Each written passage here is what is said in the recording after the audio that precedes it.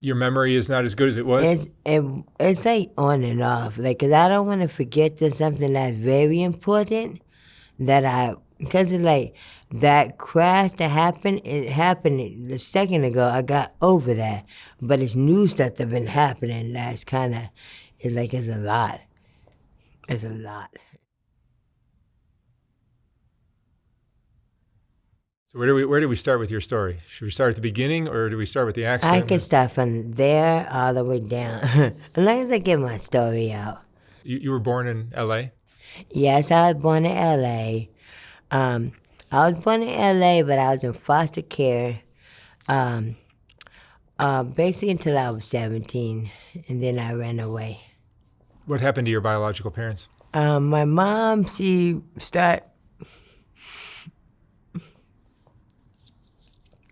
was doing drugs, and I ended up going to foster care. Me and my sister, and um, and I've been surviving ever since. You became a dancer? I became a dancer. I was on survival mode since I was a kid. How did the foster Huh? homes, how did the foster system treat you? Um, it was okay. Everything was temporary homes. And then I went to my family, moved to my grandma, and then my grandma put us back into the system. And then my mom had 7 kids, so all the kids was taken away. So we all was in the system, but my family, I'm Caucasian, I'm Creole. I mean, my good side of the family took my sisters, because I have triplets. They raised them, and then me and my sister was in the system, and then me and my sister got split up at 7 or 8, and then I was in the system by myself, and then my sister, she was by herself in the system somewhere. I don't know where she was, but I was moved around since I was 17. Did you finish high school? No. And so what were you doing to survive then? Is that when you started dancing?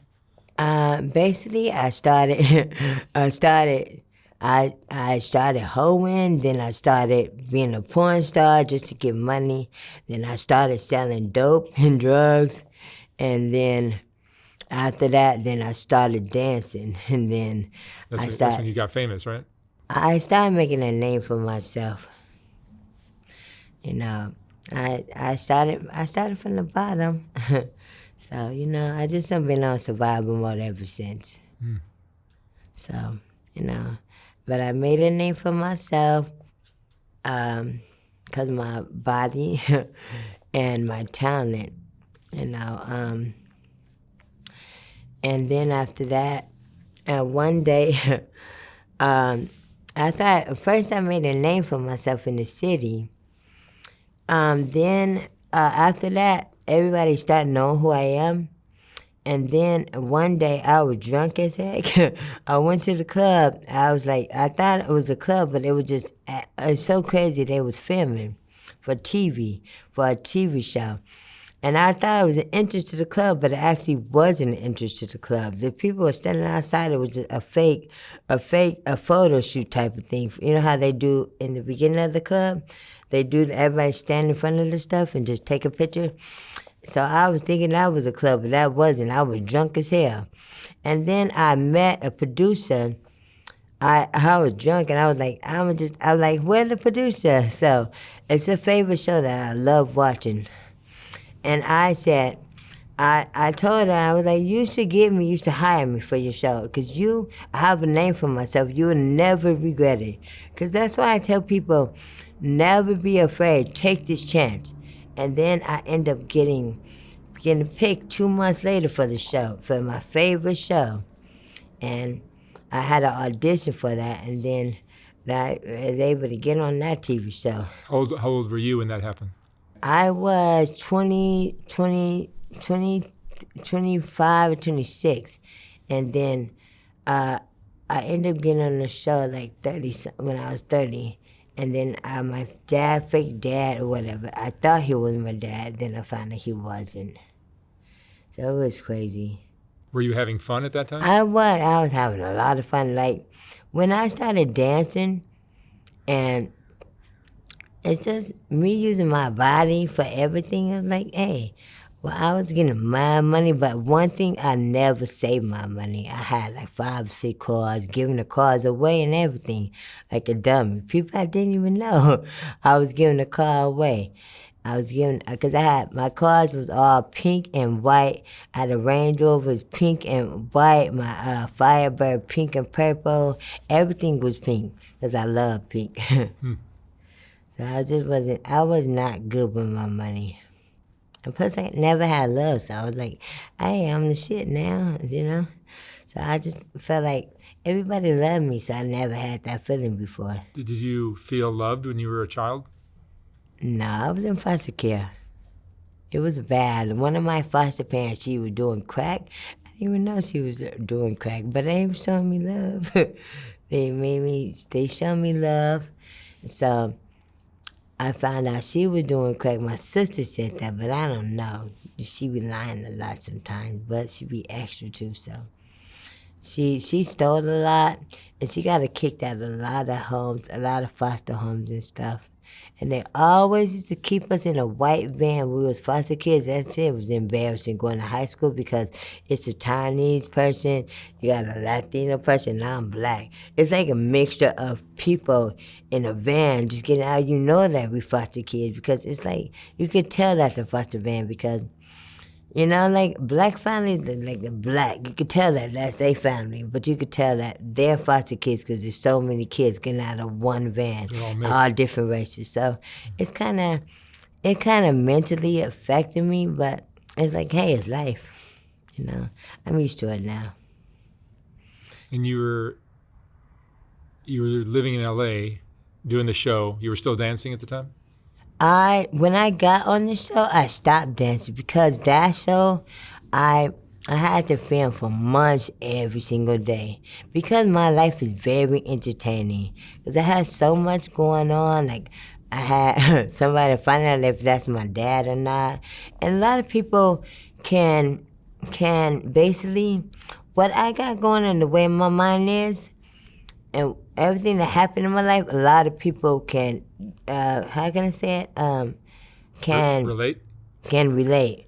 You know, I had a struggling mama. My life was struggling in foster care. Not educated too much, but I'm smart in the street, you know? And like, it's a lot of stuff. I had to use my body to get what I needed, you know, to survive. A lot of people can't relate with me. A lot of drama in your life, too. Yeah, I had a lot of drama. Oh, God, my life is stayed with drama. I don't know why, even like this. It's like the wheelchair don't mean nothing. I'm safe. Okay, I'm safe. I'm safe. I'm safe. I'm safe. Okay, please.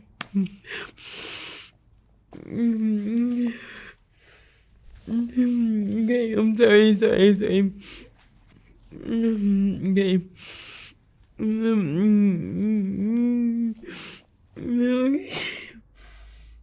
I think people don't care that I'm in the wheelchair.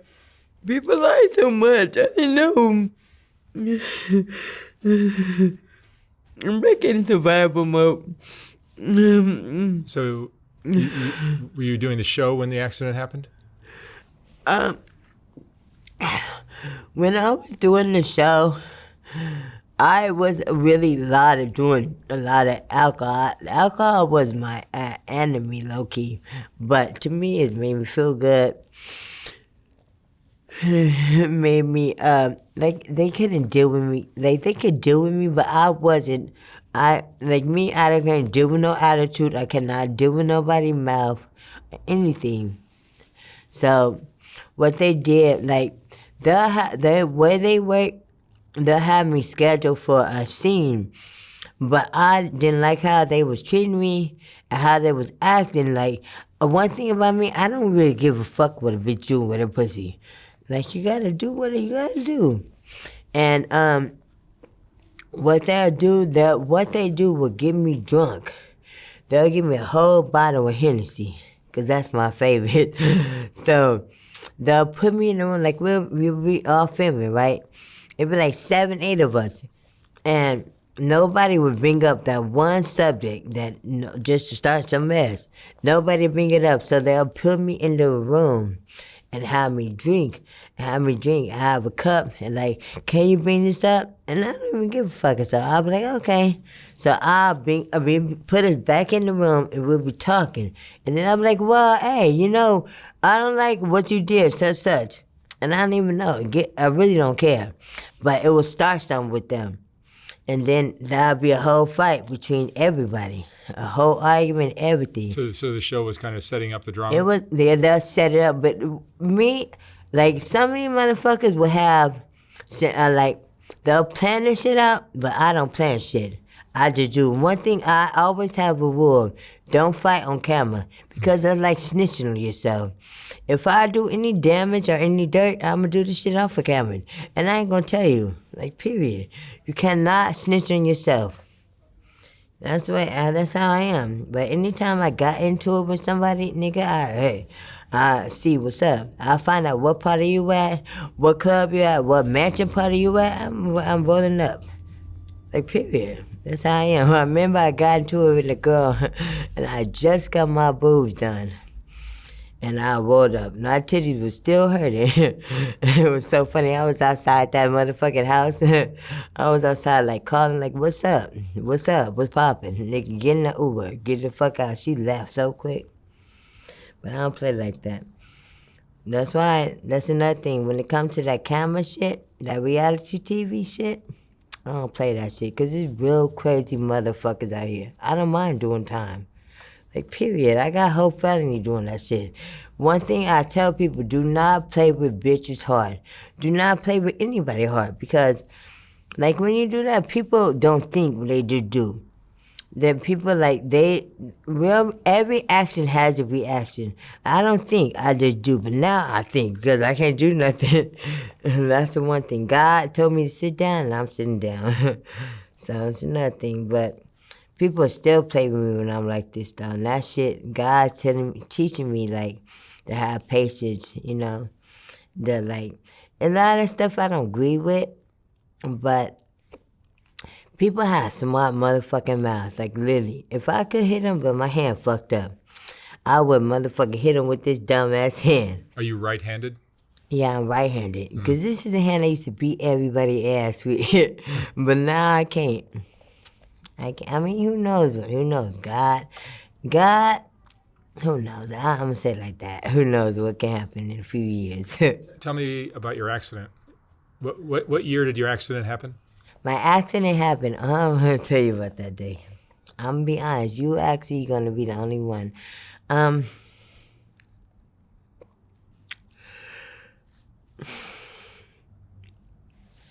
It was on my son's birthday. I went to the club. I lived out here in Vegas. And I drove on March 21st. I said, I'm going to go to LA so I can make some money to sell it, to buy my son gifts. And I went to the club and I made at least $1,000. And I had $1,000 cash out. And I remember I ended up getting drunk. I kept this secret because I know people would judge me. But even at night, I went to my baby daddy's house and I tapped my son on his shoulders. And my son said, I tapped him on his shoulder. I said, good night. And I was drunk as hell. It seemed like when I woke up from my coma, everybody lied to me and stuff. And then nothing I don't know what I was putting people. Was I a bully? Like, was people really scared of me or something? They gonna act hard. It's fine. That's fine. But it's like everybody knew I was drunk. They seen me leave. They see in the car park. I had somebody in my car, and they knew I was drunk. They let me leave, and then they let me. I dropped her off. And she said she didn't want to get in no confrontation with me. Because the one thing about me, when I'm buzzed, if I feel you coming at me funny or anything, I'm going to go ham on you. It don't matter. If you're my friend or not, I don't care. It is what it is. We could be friends tomorrow, we not be friends. But it's the fact that people didn't stop me. It's the fact that people let me leave. It's the fact the people that put is did not say nothing. So if I would have died, if I would have died, it's okay. They so used to that shit. No, you act hard now because I'm like this. Y'all be so hard now. But why y'all didn't save me? This shit, you could have saved a life. If it was me, I wouldn't mind being a punching bag. I'm that loyal. I wouldn't mind being somebody punching bag. I don't care. As long as you save a life. You don't know. But instead, people just let me leave. Let me leave. Let me drop them off. They don't care. It's okay. Do you feel like you had or have any real friends? No, I lost everybody. Everybody gone. I'm by myself. I don't got nobody. It's okay. I got God. God is the only one. He been here since the beginning. I thought I had everything. Everything was going. Everybody left. My mom. I asked her for help. Like I said, when I first couldn't move, I asked her, "Can you come to Vegas at least to help me, help your daughter?" She didn't. My sister did me wrong. Like everybody, every single body. It ain't nah motherfucker here now, but God, that's all I got. I barely meet these motherfuckers, really. My cousin here, but I've been doing this stuff literally by myself. I was home. It's so much, man. It's so much. How is your mood now after the accident? It's been 3 years? Say it again? It's been 3 years since your accident? It's been 3 years. I was in the hospital for about a year. So it's been 2 years. But I was homeless, so I had to stop my healing and everything. Then I had love problems. Oh, God, it was so much. And I had people trying to do my reality show, using me still. It was so much. It's been so much. How is your mood now after the accident? My attitude is I don't trust nobody. I'm antsy. I don't trust shit after all what been happening to me for the last 2 years. My attitude is like whatever. I stopped caring. I don't care no more. But the only thing that I get to, I'm just mad, but I can't take care of myself. I mean, financially, I can do this. Like, if I got to, oh God, because people left me, is the only reason why I'm doing this. I have to teach myself a lot. You think like how I'm thinking. Okay, you know, like a 3-year-old, 8-year-old has a mind of a 3-year-old, but she's so gone. Like I'm not supposed to be where I'm at because I had to take care of myself. Like it's like I got pushed. I'm grown because I had no other fucking choice. What are your injuries? I had broke my spine, fractured my spine in 2 places. That's why my whole right side of the body couldn't. And then I fractured my skull. I put a weight in my eye. It's why my eye's so low. And then my arm it got messed up. It was straight when I was in Vegas. And then when they moved me to my insurance to LA, Long Beach, my arm ended, because they didn't change my arm for 5 to 6 months. So it got infected, and my arm locked up on me. My arm, my leg, my arm was like that. And because they didn't change it, and the only reason why I'm at the hospital, because they said if I would have waited 1 more day, they would have had to cut my arm off. So after that, it was stuck, but they had wrapped it up and everything, and gave me some, what's it called? They gave me some antibiotics. I had a tube in my throat and a tube in my side. You see the scars. And because I went to the hospital, because my arm is the reason why they took everything out, because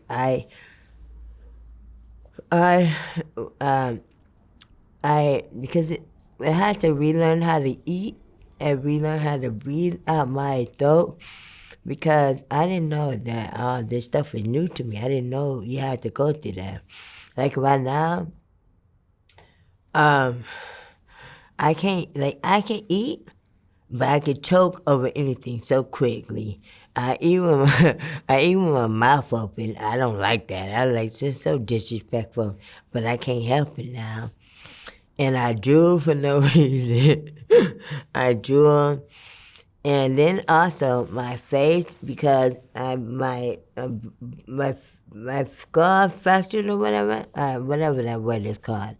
I think it's fractured, but I cracked my skull or whatever. My whole face is was in my left side of my face like this. You see, like my face look like something I always think, but it's just because I have muscle spasms and my face it doesn't go straight like this me. It's just, my face just pushes up. It's just tight, I guess. I tried to get plastic surgery, but they won't work on me. Are they saying that you might be able to walk one day? Yeah. It just all depends on me. But because I'm so worried about life and have to like exercise, like exercise, the government don't do too much or nothing. A medical wise, so I have cause my head injury, I really have to concentrate. I have to think. I have to sit on the phone for like 2-3 hours just cause medical wise, I didn't know that they stop you, have a limited amount of medical rides. And I'm like, huh? And so my limited amount is stopped. So like my arm, I had surgery on my arm just recently. But to go straight, it was straight. But because I haven't been to orthopedics therapist, because I can't get a ride, it's starting to lock back up. So because I thought that I can do the medical rides, but they said that they have a limited amount, and then I have to sign up for RTC, and I'm like, huh? But then I can't get to the mailbox because it's a step.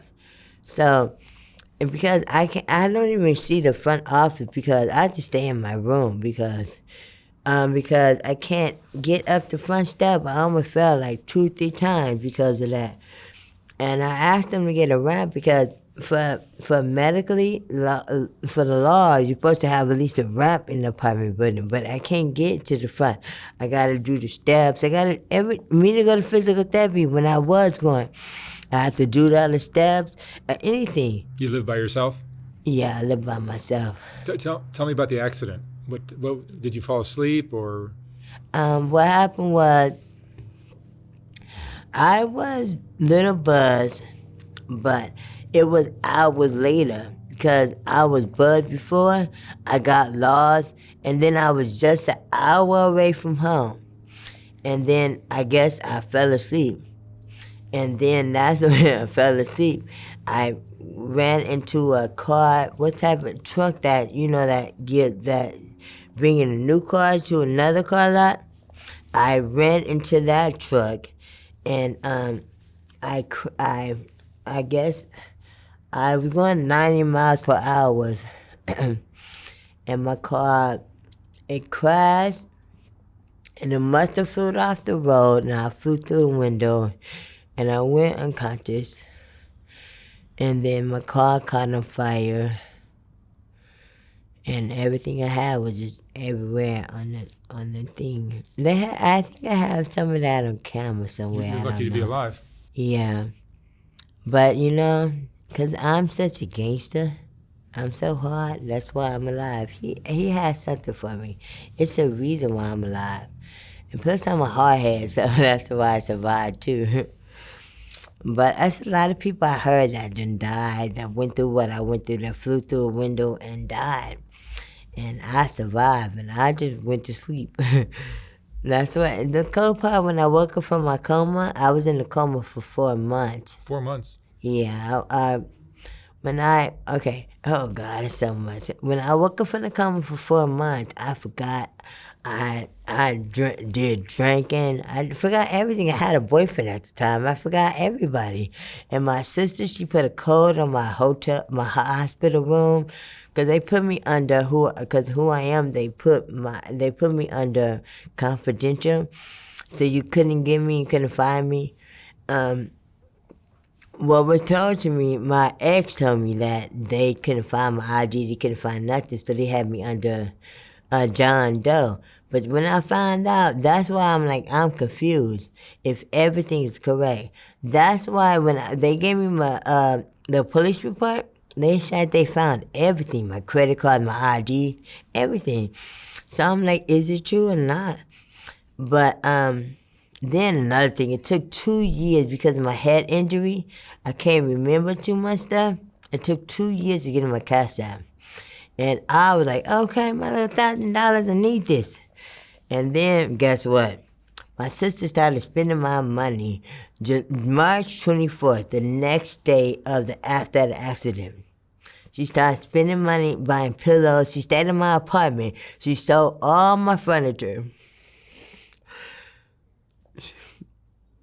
She sold all my furniture. She also gave my bed away to a nigga she was messing with. She was always at the casino while I was in the hospital. And then on my birthday, which was Mrs. May 16th, she had a party at the same club that I went and had the accident at. She had a party for me while my ex was at the hospital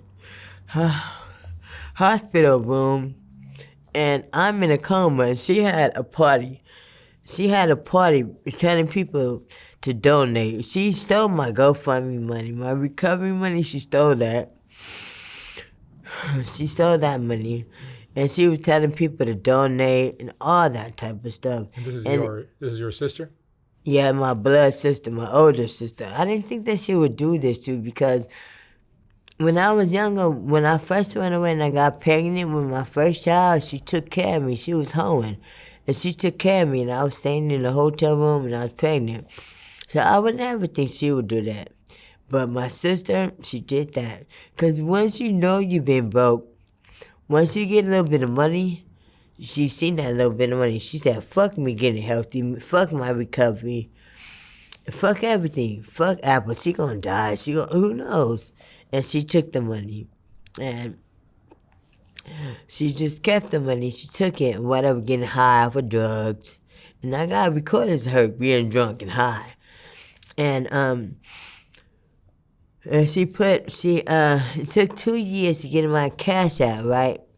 And she sent money to her baby daddy that was in jail at the time, $300-400. She bought pillows, everything sent to my old house, using my address, using my name. She basically spent all my money. When I finally got in my cash app, I had 34 cents. And I'm like, what? And I asked her about it. She don't say nothing. She doesn't own up to none of this stuff. And it took 2 years for me to forgive her. And then she still don't own up to the shit. She don't own what she did to me. When I lived with her, after I got out the hospital, she had me sleeping in the living room. The only reason why I'm out right now, because I was in the hospital for that long, but you had enough time to get me a bed, a hospital bed or anything. But no, only reason why, because the hospital gave me a free bed and a wheelchair, and I took that motherfucker. Really, she was trying to keep me down. And then she applied for SSI 2 months later when I was in the coma when she applied for SSI. I don't know nothing about SSI because my mom must have told her about SSI. And she applied for SSI, was trying to get the money. Then when I found out that she actually put herself as power of attorney and put all her information so she can get the money. She tried to get custody of my kids while I was in the hospital, talking about they $2,300 each. Everything was money to her. She hasn't owned up to nothing. I forgive her. God said forgive. It took me so long to forgive because I said once I get better, if I beg God.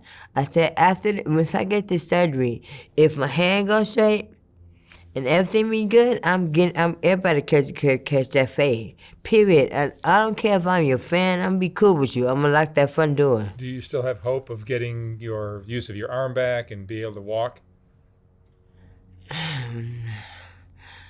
I probably would have hope walking before my arm because my fingers are stuck. The one thing about me, but they said my surgery, I would have to get like 6 surgery for this, and I ain't gonna lie, this is painful, very very painful. Basically. Because I'm by myself, like really, it's like your mother is still around? Yeah, everybody's still around. Where does she live? In L.A.? She live with my sister, the one that stole money. Now my sister got her watching her kids, and my sister had another baby, and she her power of attorney. So how many kids do you have? I have 3 kids. And where are they? Where are they? They're in L.A. I have to be out here because medical reasons and because surgeries and stuff. But when you say they're in L.A., they're with who? They're with my son, my oldest son. He's 21, so he's doing whatever he want to do. And then my 2 youngest, they're with a girl. She's a girl. Who? They're with who? She's a girl. She's a stud. I was bisexual before, so I was dealing with women. I had 2 boys for women or whatever. But she and my friend, who never messed around or nothing, and I don't know why everybody think that. But no, that's just my friend. She's a stud. And she's been taking care of the kids since they was born. Oh, I see. So she been there. She they think, that they call her daddy. So. Were you one to drive drunk a lot? But before? Before the accident?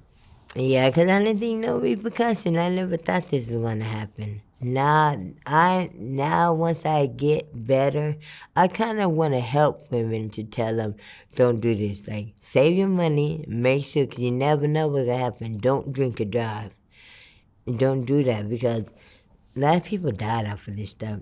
It's like, I lived a fast life, so I was dancing, like, I was meeting celebrities. I was doing all that stuff. So it was like drinking and drugs was normal in the city of Hollywood. You thought you were bulletproof?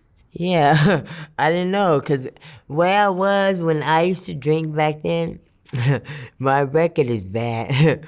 I used to drink and drive a lot. I used to go to sleep and then wake up the next day. So that's what, it was like whatever, but nah, not this time. Not this time. I learned. When I woke up from the coma, I thought it was the next day. I didn't know it 4 months later. I didn't even know none of that stuff happened. It was so crazy. But I'll never do it again. Plus, I ain't got no license. Plus, I can't go to jail, so I wouldn't mind going to jail. But now I ain't going to jail. Fuck that. Not in a wheelchair. I wouldn't mind doing the time. You learned some important lessons. Yeah, very important lesson. I just want to teach other women or anybody living the lifestyle that I was living, because I can actually save lives. I can teach them, and that's if they will listen. That's the only thing. Like, as long as I can tell them, that's their choice to listen. Because I don't want nobody to go through what I'm going through, what I went through, and what I'm going through. Because, I can't go to the strip club no more. That's what I wish. It's hard. It's very hard. You wish you could? Yes, on everything.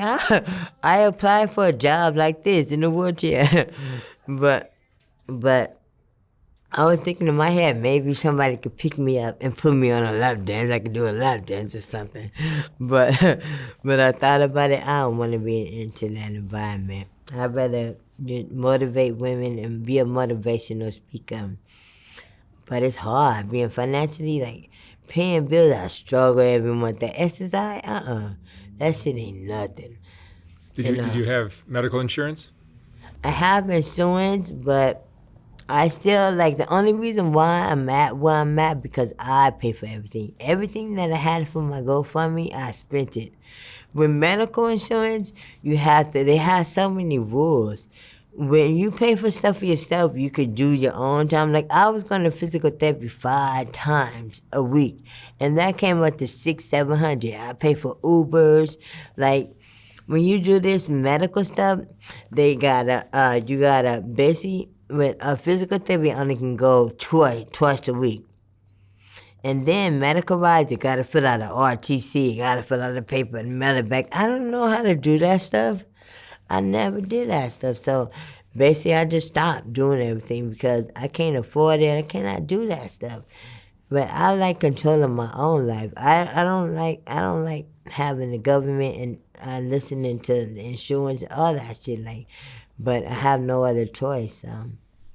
That's why my life is on pause. That's why my hair is stuck like this. Because really, the doctor said after I get done with my surgery, that I need to go to orthopedics therapy as soon as possible because my hand can get stuck again. And it's starting to get stuck because usually I keep it like this again. But because I'm trying to concentrate, it's being like this. Can you extend it? I can't. It's getting stuck again. This is the longest I can do it. Because at first when I got the surgery, yeah, I can send you the video too. It was like this when he did it, but then now it's starting to get like this. Because at first, how are your legs? my left side of my body is okay. Like, I can do everything, but the right side is the one that's messed up. Right side is like, it's heavy. It's like heavy right now. Then doing all the walking and it's like I gotta, like, the airplane, I gotta walk and stuff, so it's like a lot of my body. Apple, let me ask you one more question. What would you say is the most important lesson you've learned in all of this? I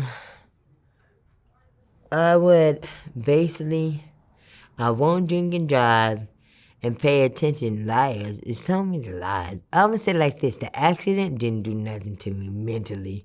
And basically, I learned off of my mistakes. But people are more on God. They are more affecting me more than anything. After all what I went through, so many liars, so many users, everybody is out here to get it. It don't even matter.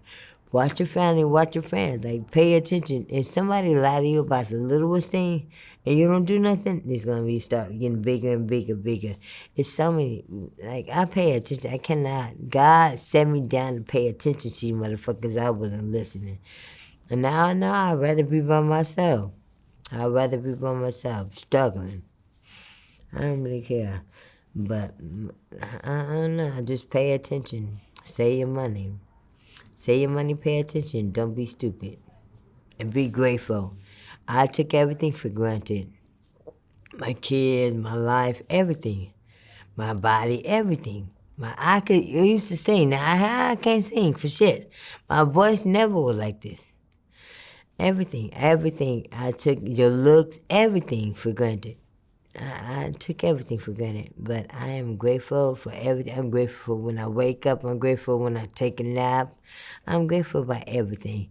I think a lot of people take shit for granted. All right. Apple, thank you so much for sharing your story. Thank you. And I hope you continue to get better. Thank you. I'm sorry that I keep on rabbiting on about stuff. I have so much to talk about. You've been through so much. Thank you, sir. I appreciate it. Thank you.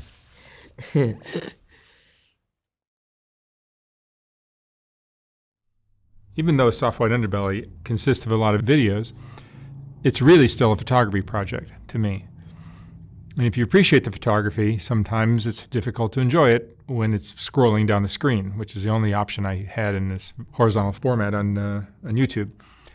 So last year we came out with the first Soft White Underbelly book, which is a collection of the best portraits from the thousands of interviews I've done. Each portrait in this book is accompanied by an interesting quote from the person's interview. Oh my God. There's more. Wow. These aren't as bad as I thought. I look like a witch.